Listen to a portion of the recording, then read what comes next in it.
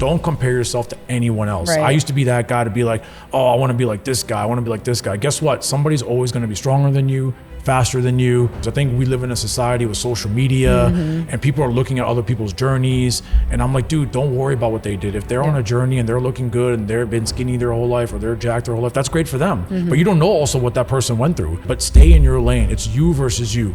That's it. Look at the person in the mirror and go be that person, man. I feel like everyone has the courage to be the hero of your own story.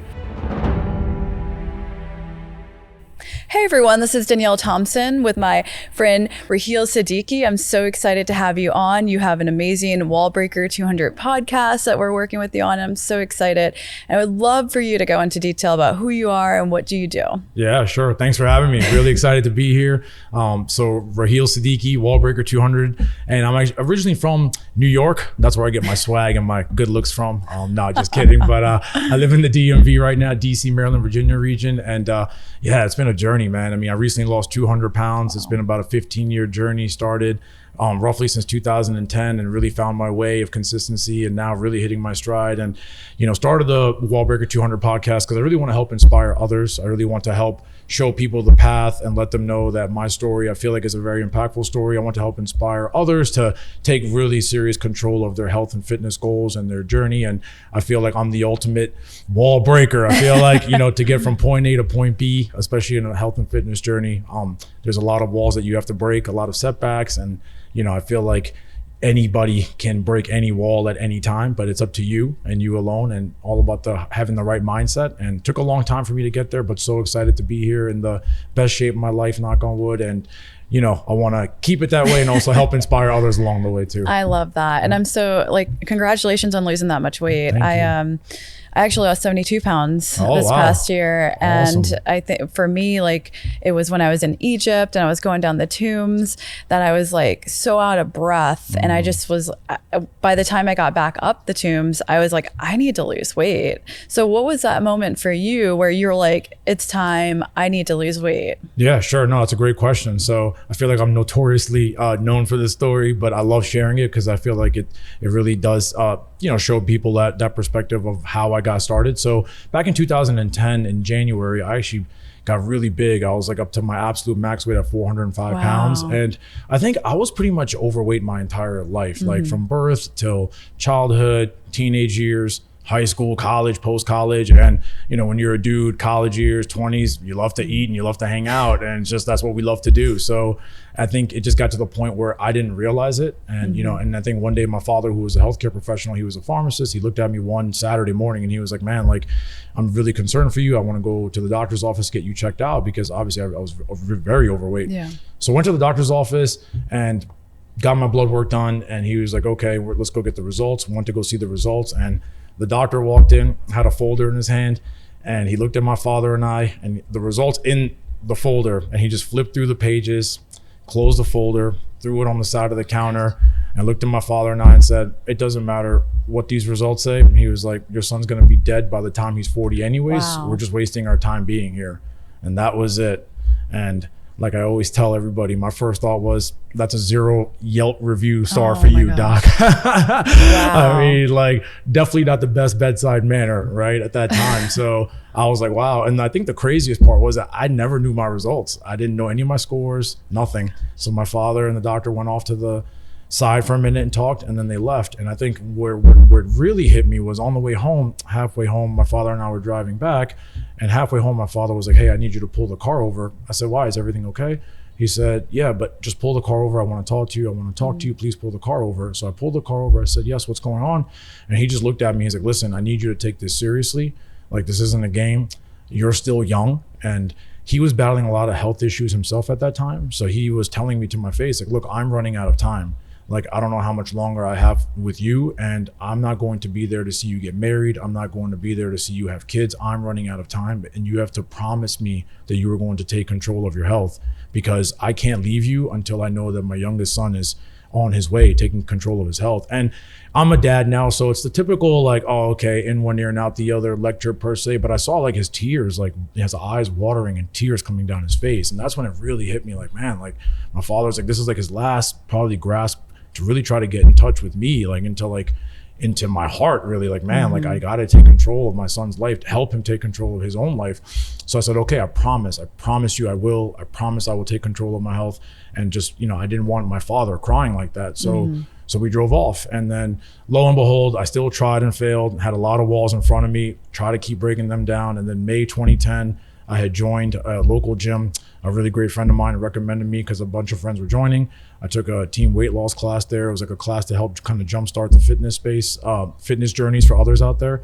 And I lost my first 150 pounds from May 2010 to May 2011, which was great. And I was feeling amazing. And I fulfilled my promise to my dad, and I felt like I was rolling. But then unfortunately, 2 months later in July 2011, we went to my cousin's wedding in Connecticut. And the night of the reception in the hotel room, my father actually ended up dying in the hotel room, and his liver blew out. He ended up dying like right in my hands. Oh my gosh. So I think that was a very just overall really rough experience going through it. And I'm like, man, like, I didn't think this was in the script. Like, I mean, I fulfilled my promise. I lost my weight. I took control of my health, but then I lost my father.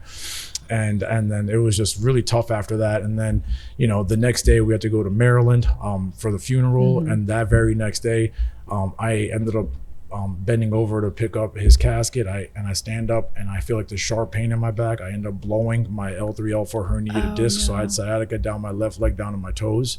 And I was in excruciating pain. I couldn't really share that with anybody because it was my father's funeral, and I had to kind of suck it up.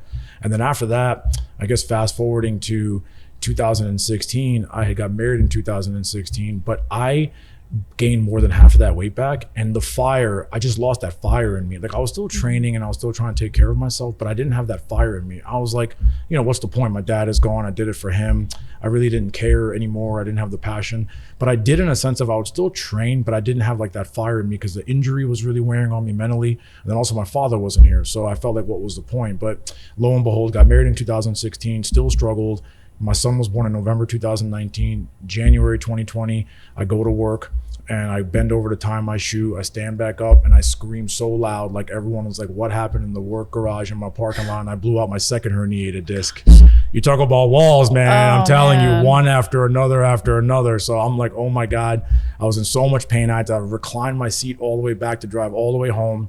And so my wife was like looking at me. She's like, listen, like, you know, you made a promise to your dad. Like, you know, you've been putting off getting back surgery because I had the fear. You know, this was a wall that I had to also break because I was so scared. All I heard was horror stories of back surgeries and, you know, how the side effects and how people are never the same. But she was like, look, you're a dad now. And I know how much a part of you still wants it. All of you still wants it, but you're letting this hold you back. Like, we have to get this fixed. So let's do some research and let's go find a great surgeon. Let's get it fixed. Lo and behold, got back surgery done later that next week, really. And my wife, I mean, definitely she was my rock. I mean, it was definitely a hard time. We had a newborn baby and she was basically, my whole entire recovery was just walking all over. The doctor was like, just walk as much as you can because that's part of the rehab process for back injuries. So 6 weeks of just walking up the stairs, down the stairs, changing my dressings. I mean, I couldn't even sit down. My wife was doing everything for me and taking care of a newborn baby and working full time.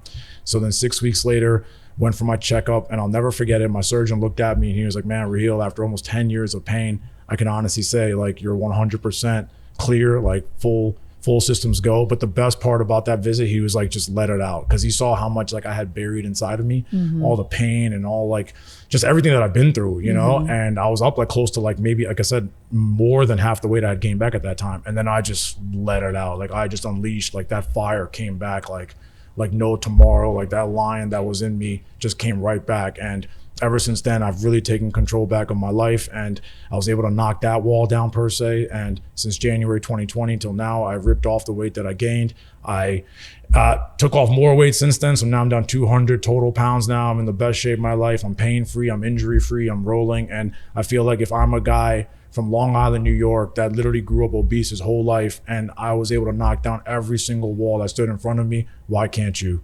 Yeah, I love that. That's powerful. I always said, like, because when I was like building the business, I kept eating, and it wasn't just about the food addiction. It was the fact that it being heavier made me feel more grounded. And it was like I needed to release that energy and the weight to really get to the next level in my life. And so like for you, like what are some of the things that you teach your clients on releasing the weight, breaking through those walls and barriers? Could you tell us a little bit about that? Yeah, for sure. No, that's a great question. So one thing that I always tell my clients is like, look, honestly, it just comes down to this. You have to go from point A to point B. I try to make it very simple. So if you want to get from point A to point B, what is it going to take? You're either going to have one wall or you're going to have 100 walls. I was like, but at the end of the day, it all comes down to your mindset. How bad do you want it? So for example, if somebody wants to lose, 50 or 60 pounds, I tell them like, look, this is one piece of great advice that I got as well during my journey. I'm like, tell them like, if you give a construction worker a plan to go build a house, he can't build a house in one day. You got to build it brick by brick. So start small. So I remember a really quick story. I was in the sauna at the gym. I was down my first 30 or 40 pounds my first year, and I hit a plateau and I was struggling. I saw this really big jack guy come in and I'm like staring at him. This guy thought I was like, why is this guy like mugging me? And I was like, no, man, because he was just so ripped. And I was like, man, I wanted to be like this guy. So I was talking to him and he looked at me. He's like, hey, man, I've been seeing you working hard. Like, what's going on? And he's like, everything okay? I said, no, man, I'm pretty much struggling right now. I was like, I lost like 30 or 40 pounds. But I remember the key line I said, I was like, I still need to lose another 100 some pounds. And he's like, no, stop right there. I said, excuse me? He's like, no. He's like, where are you at right now? So I think at this point I was probably like 60 something from like 405. And he was like, okay. He was like, but listen, he's like, your only goal from now on, don't tell yourself you need to lose 100 pounds. You're putting extra stress on your body, on your brain, everything. He was like, just tell yourself to get to 359. That should be your only goal every day you come on in here. And then he was like, once you get to 359, then go to 349 and 339. But set your sight on brick by brick. Just put one brick down on the house, right? And that's it. And then go from there. So I just tell people like that, like if anybody needs to lose 5 pounds or 10 pounds or 15 pounds, go small, man, like very small. If you weigh 191 pounds and you're like, I need to, and somebody tells you my goal weight is 175, no, it's not. Your only goal weight is to get to 190. And then just literally brick by brick by brick. And then in terms of the food aspect of it, honestly, Daniel, that's always the hardest question. I mean, like I just did an episode on that too. I feel like the hardest part in any health and fitness journey, the toughest opponent is food, right? I mean, it is the toughest battle that we face every single day. It's like a 12-round fight, You have to learn how to take the hits and take the beating of your life, but you got to be able to be like Rocky Balboa and kind of come back into the ring, Like that's what he was, the ultimate warrior for that. But I tell people all the time, like, try to do small tricks. When you go to the grocery store and you see snacks and you see ice cream, just don't buy it, right? I know it's a lot easier said than done, but I tell people this, I need you to stop and think about why you're on a fitness journey. Go back to your why. If you're somebody who has gained excessive weight and you've been struggling and you're having like those mental health issues, those, depression issues, clothes aren't fitting, go back to your why. If you're going to a grocery store, if you're going to a restaurant and you're telling yourself, hey, I'm on a journey, and I feel like if you tell yourself I can have this meal, but I know the regret, the pain of regret that I'm going to feel after I eat, if you can try to really lock your mind in and tell yourself that, I promise you it does work. And I feel like people, it's a lot easier when you have temptation in front of you. What happens? You just attack, right? You don't think, you just attack. I feel like that's the mindset that I'm trying to help teach my clients and everybody else. It's like, you really have to commit into your mind mentally. Because if I can give everybody a diet and exercise plan, people tell me all the time, hey, Raheel, tell me a diet and exercise plan. I'm like, I can go on Google and give you one in 5 minutes. And they'll be like, I tried keto, I tried Atkins, I tried South Beach. I'm like, okay, great. But all of them failed. I said, well, how long did you try it for? Oh, 2 weeks. I'm like, well, yeah, I mean, that's the point. I mean, well, you can't do keto for 2 weeks and then the third week have a large pizza. I'm like, your diet's not going to work like that. I was like, you have to commit to the plan, right? So I always tell people the plan is easy, but the work is not. So I guess to kind of summarize, find a plan that works for you. I mean, I do intermittent fasting personally. I only eat one meal a day, every day at nighttime, heavy protein based. And whatever I want, if there's a night that I'd want, look, I'm from New York City, okay? I love pizza, it's in my blood. I still have pizza whenever I want. I just know I can't have it all of the time or every day. I mean, whenever I want it, but I just know, okay, I'm having it, but I'm gonna hold myself accountable. I'm gonna get up in the morning and I'm gonna go burn this off on that treadmill tomorrow morning. Because my whole perspective on life, or my regimen, is I get up every morning 5:30 a.m. and I train 2 hours a day every single day, and that's a non-negotiable promise that I made to myself. Because I always tell people I want to be the best version, not only just for myself, but for my family. And I can't be the best version for them if I'm not the best version of myself mentally and physically. And I think the beauty of it is seeing my son, who's like 5 years old. Ever since he was a baby and an infant, he's always seen daddy training. And now he just wants to run his laps before school, lift up the dumbbells before school, doing sit-ups before school. So I feel like I love the impact that I'm having on him, but also my clients too. I just ultimately, to summarize, I want them to understand, just think about why you started. And I feel like if you can really dive into your mind and tell yourself, why did you start? And you lock that in and set small goals. If you could do those two things, I promise you the results will come, and you just can't quit, right? Quitting is not an option. I know I'm the ultimate quitter, okay? I've quit my whole entire life, right? It took my dad passing away in my hands for me to understand, you know what, dude, like, wow. I mean, he called it like he saw it, right? And I had to break so many walls in my life. And I was an overweight kid who was bullied my entire life, and I made it all the way to 42 years old, knock on wood. And I'm talking to you right now, and I'm very blessed to be in this position. So I tell people, if an average kid like me can do it, why can't you? Set small goals, strengthen your mindset, go back to your why, find a plan, stick to it, don't quit. I promise you it's going to work. I promise you. And I will be there every step of the way for any of my clients out there. I tell them I'm fully accessible all the time. Except for when my son wants to like wrestle me a little bit. Or holidays. Or holidays. If my son and I, we kind of grapple a little bit. He thinks he's stronger than me at 5. So, but yeah, so hopefully, I hope that answers that question. Yeah. And I think, and that has a lot to do with being your courageous self, is like you are putting yourself out of your comfort zone. Like after all these years of being overweight, my sister has a similar story where she was overweight most of her childhood. And then she took action and she got to her best version of herself. But for me, like, I don't look at the scale a lot, because what I'm noticing is when the pounds were not changing on the scale, the inches around my body were changing. My clothes are starting to fit differently. And so it's like, it's not about like staring at a scale, but like but you have to have discipline. And so it's like, I do less sugar, I do less carbs, I eat less now. I don't go through the fast food drive-throughs. I used to do it a lot because my heaviest was 241. Oh, wow. And I can't believe that looking at you right now. Yeah, it was rough because like growing up for me, like I was very athletic. So I played a lot of sports.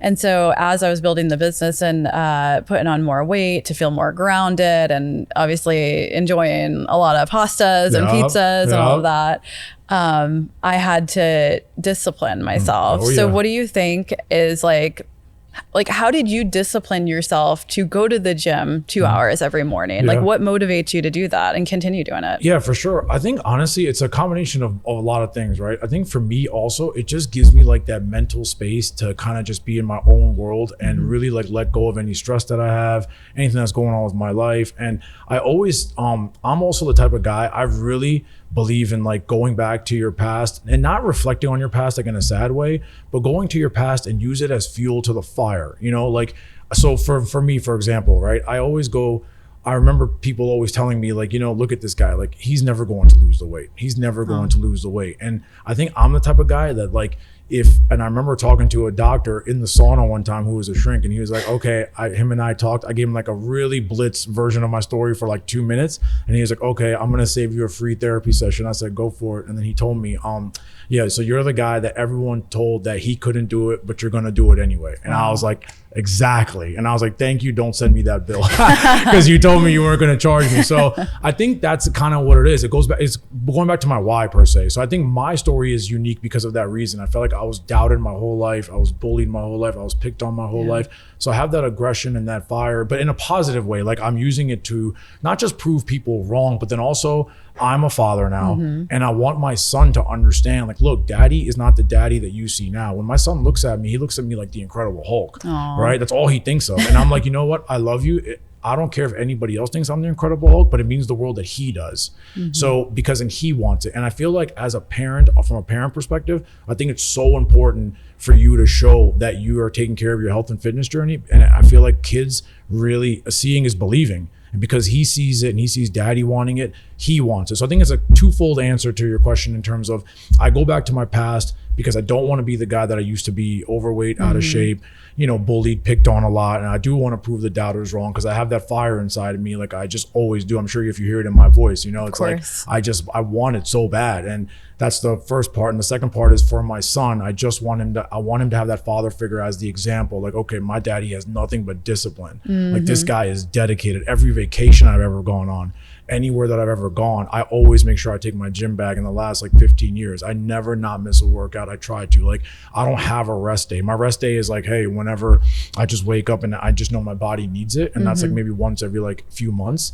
But I think it's just, it becomes a part of your lifestyle. It's like breathing at some point. It's like, you know, I can't really start my day. I can't function fully without it. It's literally becoming a breathing aspect to my life. And I think once you implement that mindset and that goal, like, you know what, I really want to make my health and fitness journey my first priority. Because let's face it, dude, we can have all the clothes and all the cars and all the allure and all the object items we want. It doesn't matter. If you don't have your health, what else do we have? Exactly. How can you enjoy anything in life? So for people that really are looking to release the weight, to change their lifestyle, when you're coaching them on becoming more disciplined, you're helping them uncover their why. Yes, 100%. Yeah, because that's the very first question I asked them. Why are we here? Right? Like, what are we doing here? And then, you know, and it comes down to why also, like, now, what's the main point now? Because you're always going to have a point now, right? Because there's people right now who are, you know, they are overweight and they feel like they're probably not even thinking about it. The process isn't there. You know, it has to take a moment in your life for you to understand, I need to lose weight. I got to take control of my health. And a lot of people do and a lot of people don't. But the ones that come to me, that's the very first question that I ask is why? You know, why are we here? And then number two, I make it very clear, I don't work with quitters. You got to go all in. Like, I cannot work with somebody who is a quitter. You got to give me all of you, because I'm going to give you all of me. I mean, I give you all of me. And that type of and my wife will always laugh at this, but I'm the type of guy, Danielle, like, you get all of me or you get none of me. There is no, I'm driving at 60 an hour, you know, I'm going 100 miles an hour or I'm going 0. Like, I just have like an attack type of mindset. And I feel like if people can really look at their health and fitness goals and have that attack type of mindset, I promise you, it can really just have like that driving force. And the beauty of it too, David Goggins also talks about this too, it can come from your own mind. I mean, you can find different ways to keep motivation, keep discipline, find it in your mind. I mean, that's why I tell people, dig deeper, right? Like, those moments where you don't want to work out and you don't want to diet and you are struggling, and you go back and be like, man, like, why did you start in the first place? What was that one moment in your life when you were like, man, you know what? I don't want to live like this anymore. You know, I don't want to look like this anymore. I don't want to feel like this anymore. I'm down 17 waist sizes. I'm down 5 neck sizes. I couldn't even do 5 minutes on the treadmill like 15 years ago. I'm doing 5 miles now and I'm just walking off, like, not even breathing heavy. Right. The magic is really in the work. And I have to quote the late great Kobe Bryant, because I feel like he's such a big inspiration to me and others. But I remember one quote that he said, when he talked about working hard, he said, as hard as you think that you can work that much harder. Wow. And I love that, because that guy trained like 3 times a day, 4 times a day, because his mind was telling him, maybe I'm tired, but maybe I'm not. Right? Wow. I mean, how bad do you want it? You have to want it so bad. And I think once you can really lock that in, nothing can stop you. Like, I'm telling you, you just have to, and everybody has that switch. It just comes down to your mindset, man. Like, and I feel like people who struggle with weight loss up and down, up and down, I feel like it's just like a switch. When you see a switch, it's just, right? On, off, on, off, on, off. But when you have the courage to put that switch and just boom, and you leave it there for good, you are going to be the most unstoppable force. And that's how I feel for myself. And I don't compare myself to anybody else. I think I have to add, if that's okay, don't compare yourself to anyone else. I used to be that guy to be like, oh, I want to be like this guy. I want to be like this guy. Guess what? Somebody's always going to be stronger than you, faster than you. They might not be like cooler than you. I mean, I don't think a lot of people are cooler than me. No, I'm kidding. But all jokes aside, don't compare yourself to others. I think we live in a society with social media and people are looking at other people's journeys. And I'm like, dude, don't worry about what they did. If they're on a journey and they're looking good and they've been skinny their whole life or they're jacked their whole life, that's great for them. But you don't know also what that person went through. They're just showing you what they're showing you on social media. Right? But stay in your lane. It's you versus you. That's Wow. it. Look at the person in the mirror and go be that person, man. I feel like everyone has the courage to be the hero of your own story. Boom. Right? Mic drop. That's it. All right. Well, I appreciate having you on the show. Can you tell people how they can find you and work with you? So my podcast, Wallbreaker 200, it's on streaming on all major platforms, YouTube, Spotify, Apple, Deezer. I am on Instagram, Raheel Wallbreaker 200. I have my link tree on there as well. You can do one-on-one coaching as well. And I have some other fun, exciting stuff coming out. So excited. And if you guys need help with your weight loss goals, health and fitness goals, mindset goals, I'm your guy, because any wall in your life is meant to be broken, and you're looking at the guy who's living proof of that. Boom. That's a wrap. And until next time, we'll see you then.